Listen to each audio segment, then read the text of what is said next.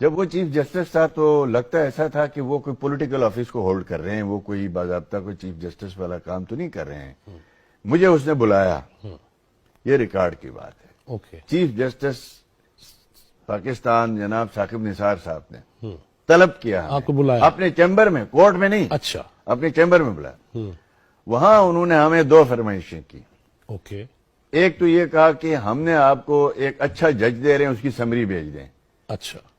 اور ہم نے سنا تھا وہ جج جو ہے جسٹس وہ جج تھا جس نے پاناما میں نواز شریف صاحب کے خلاف فیصلہ دیا تھا. اچھا. اس 5 رکنی بینچ میں سے ایک تھا. کیا نام تھا؟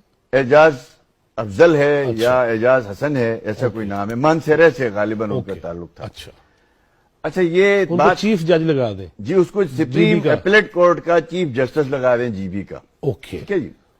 وہ کس لیے کہ ہم نے یہ بات سنی تھی کہ پاناما میں جس نے نواز شریف صاحب کے خلاف یہ بیٹے سے تنخواہ نہ لینے پہ سزا دے کے پاکستان کو تباہ و بربادی کے راستے پہ ڈالا ہے، ان کو انعام میں کچھ ملے گا.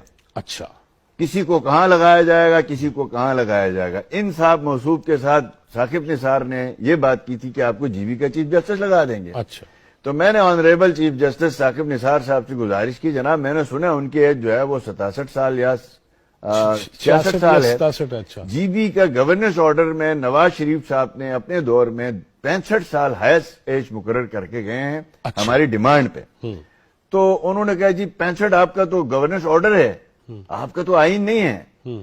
میں ابھی عمران خان کو کہوں گا. اس نے یہ نہیں کہا میں پرائم منسٹر کو کہوں گا. اچھا. اس نے یہ الفاظ کہے، میرے پاس 3 گواہ ہیں اس کے لیے. اوکے. کیا کہا؟ جو 3 گواہ انہوں نے کہا میں عمران کو کہوں گا وہ 70 سال کر دے گا. اچھا. میں نے کہا ہاتھ جوڑے ان کے سامنے، میں نے کہا یہ نہ کریں، جی بی کو آپ وہاں پہ ریٹائر ملازمین کی چراگاہ نہ بنائیں. بہرحال اس نے فرمائش یہ کی کہ میں ریٹائر ہو رہا ہوں اور میں نے دیامر بادشاہ ڈیم کی چوکیداری کرنی ہے، مجھے وہاں پہ آپ کوئی کوارٹر الاٹ کر دیں. کوارٹر الاٹ کر دیں. میں نے کہا جی آپ جب آئے پورا جی بی آپ کا. نہیں جی میں نے تو اپنی زندگی وہاں گزارنی ہے، میں نے یہ فیصلہ کیا. باقی اور بھی گفتگو ہے لیکن یہ 2 چیزیں. جسٹس اعجاز جو چیف جسٹس کے لیے میرے پاس سمری آئی، میں نے ایز اے سمری بھیجنی تھی، کرنا وزیر اعظم پاکستان نے تھا. ٹھیک ہے. میں نے صاف انکار کیا. جس شخص نے پاناما میں جھوٹا من گڑت انٹرنیشنل اور پروونشل یا صوبوں کے تعاون سے یا جس کے بھی تعاون سے ایک من گڑت فیصلہ دے کے نیشنل لیڈرشپ کو پاکستان کو کرائسس کی طرف دھکیلا ہے، اور دوسرا اس کی ایج 66 سال ہے، تو میرے ہوتے ہوئے اس کا نام نہیں جائے گا. اوکے. دیکھیں اس کے بعد میں نے ان کو وہی کمٹ کیا تھا کہ ہم آپ کو گھر دیں گے. اچھا. اور میں نے وعدہ کیا ان کے ساتھ. اس کے بعد میں گیا، مہینے کے اندر میں نے ڈپٹی کمشنر دیامر جو ہے ان کو میں نے کہا کہ آپ نے کوارٹر دینا ہے. انہوں نے کہا سر خیریت ہے. میں نے کہا جی ثاقب نثار صاحب یہاں چوکیداری کرنی ہے ڈیم کی اور فنڈ ریزنگ بھی کر رہے ہیں. تو الغرض کمشنر ڈی سی سے یہ فائلیں ہوتے ہوئے میرے پاس آئی اور ہم نے اس کے لیے باضابطہ طور پر کوارٹر الاٹ کر دیا جی. اور کرنے کے بعد جب وہ ریٹائر ہو گئے یہاں سے چیف جسٹس سے فارغ ہو گئے تو میں نے واٹس ایپ پہ فون پہ جتنے اس کے رابطے تھے وہ سارے میں نے ڈھونڈے. میرا کوئی رابطہ ان سے نہیں ہوا. اچھا. پھر میں نے ریکارڈ پہ ہے کہ میں نے ان کی ریٹائرمنٹ کے 1 مہینے بعد پریس کانفرنس کی. اس پریس کانفرنس کے ذریعے میں نے کہا جناب آپ کا کوارٹر آپ کا انتظار کر رہا ہے. آپ نے مجھے سپریم کورٹ آف پاکستان میں طلب کر کے کہا تھا کہ مجھے کوارٹر چاہیے، ہم نے کوارٹر دے دیا. اب چونکہ اس وقت ڈرامے کرنے تھے اور آپ نے جناب ڈیم کے نام پہ 30 ارب روپیہ نواز شریف صاحب دیامر بادشاہ ڈیم کے کنسٹرکشن کے لیے چھوڑ کے گئے تھے. 70 ارب روپے اس نے ہمیں دیا تھا زمینوں کی وصول کے لیے. ایگزیکٹلی. وہ ہم نے لے لیے. جو چلاس اور اب وہ 30 ارب روپیہ سالانہ 30 ارب سے زیادہ خرچ نہیں ہوتا. ہم نے بارہا یہ بات کہی یہ کیا ڈرامے ہو رہے ہیں. ٹوٹل 10 ارب روپے اس نے جمع کیا، وہ بھی پتہ نہیں آج کل کہاں ہے کہاں نہیں.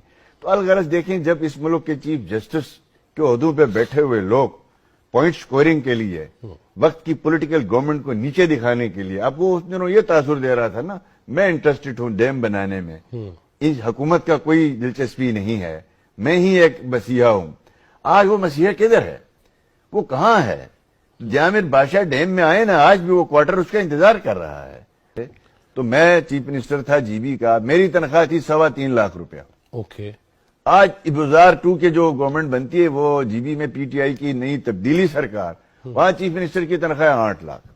اچھا 5 لاکھ کا فرق ہے، جی 5 لاکھ. 5.25 چلو ممبران کی تنخواہ ہماری 2.25 لاکھ تھی، انہوں نے 5.5 لاکھ کر دی. سبحان اللہ. اور پورے پاکستان میں گلگت بلتستان کی گاڑیاں ہیں، تقسیم کی ہیں انہوں نے. آپ اسلام آباد میں دیکھیں گے جگہ جگہ گلگت کی نمبر پلیٹ کی گاڑیاں ہیں، بالکل ہے. جو وہ گاڑیاں الگ ہیں جو بغیر نمبر پلیٹ کی ہیں. اس کے علاوہ ہمارا 100 سپاہی ہے، کہتے ہیں جی عمران خان کے 2 وزیر ان کے بیٹھے ہیں زمان پارک میں اپنے ساتھ لوگوں کو لے کے، روز ان کو کھانے کھلا رہے ہیں. 2 وزیر ادھر بیٹھے ہیں بنی گالہ میں. اب جب آپ کے پاس پیسے نہیں ہیں، وفاق نہیں دے رہا مثال کے طور پہ، تو آپ کے للو تللو میں کون سی فرق آئی ہے؟ آپ کے مراد میں کون سی فرق آیا ہے؟ میں آپ کے پروگرام کے تھرو چیلنج کرتا ہوں، کل آپ کے پروگرام میں ان کا چیف منسٹر جو بلدار ٹو ہے وہ آ جائے، وہ فیکٹس کے ساتھ بتایا کہ وفاقی حکومت نے فیڈرل بجٹ میں کوئی کٹوتی کی ہے. میں ابھی انہیں دعوت دے دیتا ہوں، وزیر اعلیٰ گلگت بلتستان کے حافظ صاحب یہ چیلنج دے رہے ہیں، یہ پلیٹ فارم حاضر ہے، آپ آنا چاہیں تو میں دونوں کو بٹھانے کو جی آ تیار جائیں. ہوں.